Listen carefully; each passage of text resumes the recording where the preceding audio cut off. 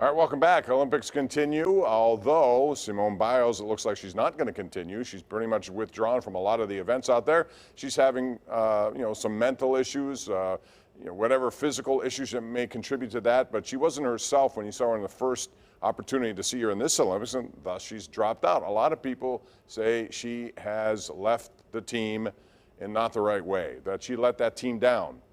So let's start with you, Josh. Did she do that, or was she being prudent? She's proven just about everything there is to prove out there, and she made a decision. Well, I've never been more on the fence in my life about an issue, and being an athlete, I don't think. Hey, listen, if she thought she was in some kind of physical danger, and apparently she did, then she did the right thing, and she has to look out for herself. I don't think she owes anybody anything. She's one of the great athletes of all time, by all accounts, a very quality human being. But I'm not ready to crown her a hero for what she did either. I don't think that's necessarily the prudent way to look at things. I think she was simply a person who was looking out for herself and her best interests. And from that standpoint, I don't have a problem with it. But I see both sides taking swings at each other on social media about this. And honestly, I think the truth is somewhere in the middle. And ultimately, she's a human being who was looking out for herself. And I don't really have a problem with that. Yeah, Josh, I'm kind of with you. Go ahead, Jeff. And I come from the old school where you just fight through everything. Like you do everything for the team, you do everything for your high school or whatever it is, and you fight through it. But I can't understand what these ladies went through with that insane doctor, with that scumbag, and what he did, and how the USA Gymnastics allowed that to happen for so many years. They used her and others. And if she has any problems with it, she can make up her own mind. I am old school on a lot of this stuff, but the way USA Gymnastics turned an eye, I don't think she could do anything that would embarrass them because they've already embarrassed themselves. Right. Well, Simone Biles isn't in totality a quitter, but she quit these Olympics. She is a quitter in terms of these Olympics. She started down a road in an endeavor. It didn't go well, and then she didn't see it through. Thus, that's the definition of a quitter. There have been a lot of people that want to rush to judge her, and she'll win an ESPY. She'll go on The View. She'll do the late night talk show circuit. She'll do all of that, and she'll be crowned a hero. She's not a hero.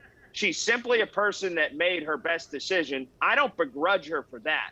But the rush to sort of make her some sort of hero or call her brave, she's not. Like, she got the yips. Nobody made Steve Blass brave because he didn't want to pitch anymore, or Rick Ankiel, or Chuck Knobloch, or Mackie Sasser, or David Duval when he couldn't go out on tour anymore. They weren't brave. They were just people who couldn't compete at the high level and standard that they had set. So spare me the bravery and the heroicism sort of stuff. She's a gymnast who couldn't gymnast. That's it. So are you saying she basically succumbed to the pressure, and pressure defines heroes and Correct. defines champions? This endeavor, Yeah, not in totality, she's the greatest gymnast ever.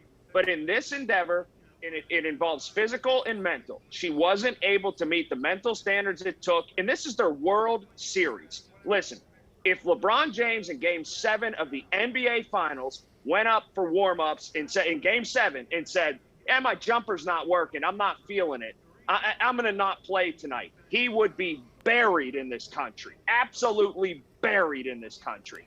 She didn't have LeBron it. Part James, of it's mental fortitude. Okay, go ahead. No, sorry, Colin. But LeBron James and his teammates weren't sexually abused by a doctor.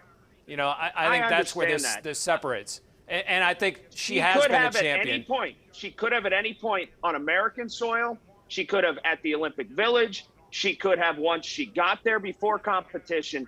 It was after one rotation of it, and she didn't perform well. And nobody in the run-up to these games made her brand herself the GOAT and have all these, a pillow that she's showing on this United flight and different, her leotard with the GOAT on it. She's self-branded.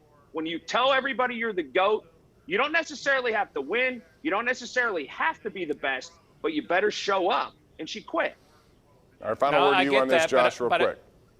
And see, now you understand why I'm on the fence about this topic, because I agree with Colin and I agree with Jeff. I really do. I don't know that there have been many stories quite like this.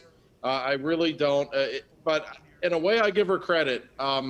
Is she courageous? No, maybe not. But maybe she was courageous in a way to say, I can't do this.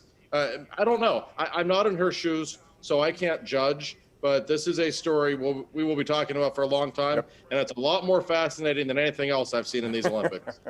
I agree with that. I just can't. I just don't like the fact that people who are like me that aren't on board with calling her a hero are the people that are starting to get villainized in our country. I don't have to call her a hero because I don't think she is. All right, we're going to take a break on that note. When we come back, Pirate Talk is next right here on the #1 Cochran Sports Showdown.